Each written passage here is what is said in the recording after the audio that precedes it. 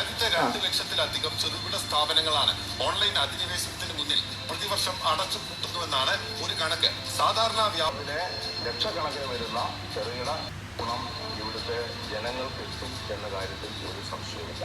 ആകർഷക സമ്മാന പദ്ധതികളിലൂടെ ജനപങ്കാളിത്തം ഉറപ്പുവരുത്തി നമ്മുടെ സ്വന്തം വ്യാപാരികളെ പിന്തുണയ്ക്കാൻ ജനങ്ങളെ പ്രേരിപ്പിക്കുന്ന ജനകീയ ഫെസ്റ്റിവലാണ് GKF ലക്ഷ്യമിടുന്നത്. ഈ പരിപാടി എല്ലാവരും സഹകരിക്കണം എന്ന് അഭ്യർത്ഥിക്കുന്നു. ആശംസകൾ അറിയിക്കുന്നു. ഇപ്പൊ കേരളത്തിൽ ട്രെൻഡിങ് ആയിക്കൊണ്ടിരിക്കുന്ന ഒരു വീഡിയോ ആണ് നമ്മളിപ്പോൾ കണ്ടത്, ഗ്രേറ്റ് കേരള ഫെസ്റ്റിവൽ. അപ്പോൾ അതിൽ പറയുന്ന പോലെ നമുക്ക് 90 ഡേയ്സിലേക്കാണ് നമ്മളെല്ലാവരും പറഞ്ഞിട്ടുള്ളത്, ഗ്രേറ്റ് കേരള ഫെസ്റ്റിവൽ. അപ്പോൾ ഈ 90 ഡേയ്സിന് ശേഷം നമ്മൾ എന്ത് ചെയ്യും? തിരിച്ച് നമ്മൾ പഴയ രീതിയിലേക്ക് തന്നെ കച്ചവടം ചെയ്യും. അവിടെയാണ് നമ്മുടെ ബിഗ് മിസ്റ്റേക്ക് പറയുന്നത്.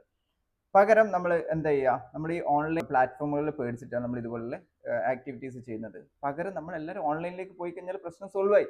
അപ്പോൾ എന്താ വേണ്ടത് വെച്ചാൽ നമ്മളിപ്പോൾ നിലവിൽ കാണുന്ന മാർക്കറ്റ് പ്ലേസുകളുണ്ട്, ആമസോൺ ഉണ്ട്, ക്വിക്കി ഉണ്ട്, ഫ്ലിപ്കാർട്ട് ഉണ്ട്, അതുപോലെ കുറേ കാറ്റഗറീസ് ആയിട്ടുള്ള മാർക്കറ്റ് പ്ലേസുകളുണ്ട്.